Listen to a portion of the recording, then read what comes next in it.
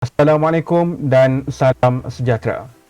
Komunikasi masa kini memainkan peranan penting dalam membentuk kefahaman dan respon masyarakat.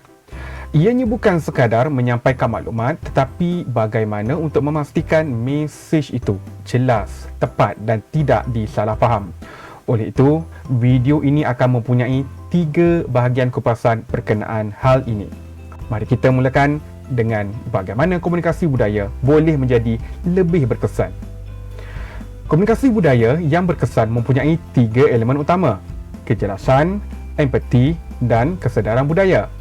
Persoalannya, bagaimanakah semua elemen ini dapat diaplikasikan dalam situasi sebenar? Di sinilah komunikasi pragmatik disyorkan menjadi solusi utama. Ini disebabkan komunikasi pragmatik amat menekankan penyesuaian mesej berdasarkan konteks, hubungan dan matlamat komunikasi. Ini termasuklah pemilihan kata, nada dan situasi proses komunikasi itu sendiri. Apabila faktor ini diambil kira, mesej akan menjadi lebih jelas dan risiko salah tafsir dikurangkan. Dalam banyak keadaan, mesej yang sama boleh ditafsir dalam pelbagai pemahaman berbeza oleh setiap individu. Jadi, tanpa empati dan kesedaran budaya, mesej boleh disalah tafsir, lebih-lebih lagi bila berkait dengan isu yang sensitif. Maka dengan itulah, komunikasi pragmatik akan membantu komunikator menyesuaikan mesej mereka agar sentiasa beretika dan menepati konteks, sekaligus mencegah konflik dan menjaga keharmonian bersama. Seterusnya, kita akan melihat kepada komunikasi awam dari sudut isu dan solusinya. Komunikasi awam melibatkan penyampaian mesej kepada khalayak yang lebih besar oleh individu yang mempunyai kapasiti tertentu. Disebabkan itu, masyarakat akan cenderung untuk menerima mesej tanpa banyak soal. Isu utama di sini adalah integriti komunikator.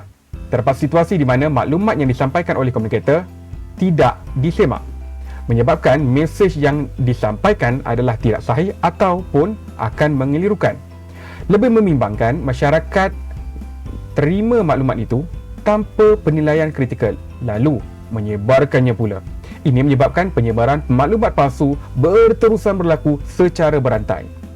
Selain itu, ada pula komunikator yang menggunakan unsur sensasi untuk menarik perhatian, mengenepikan pula kesahihan maklumat yang disampaikan.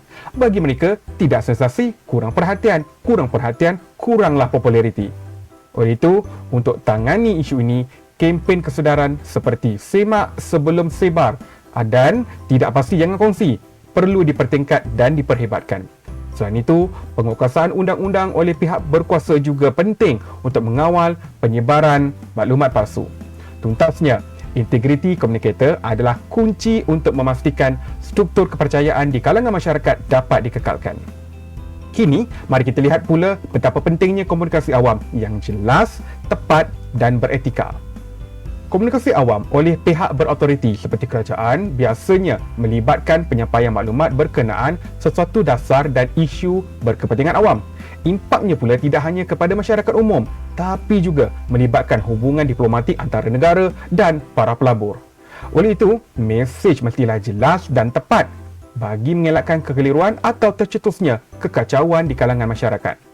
Untuk memastikan ketepatan mesej, sistem gatekeeper biasanya digunakan sebagai proses semakan sebelum mesej disampaikan.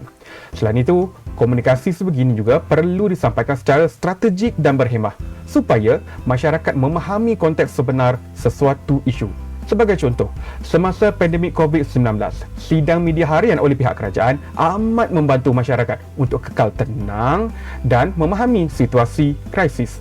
Kesimpulannya, komunikasi awam yang berkesan bukan sahaja soal mesej itu sampai ataupun tidak, tetapi juga sejauh mana ia mampu membina kepercayaan dan mengekalkan kestabilan sosial. Sebagai penutup, komunikasi yang baik bukan sekadar menyampaikan mesej, tetapi bagaimana kita menyesuaikannya dengan konteks dan penerimaan. Dengan itu, komunikasi yang jelas, beretika dan berstrategi akan dapat membina kefahaman serta keharmonian masyarakat.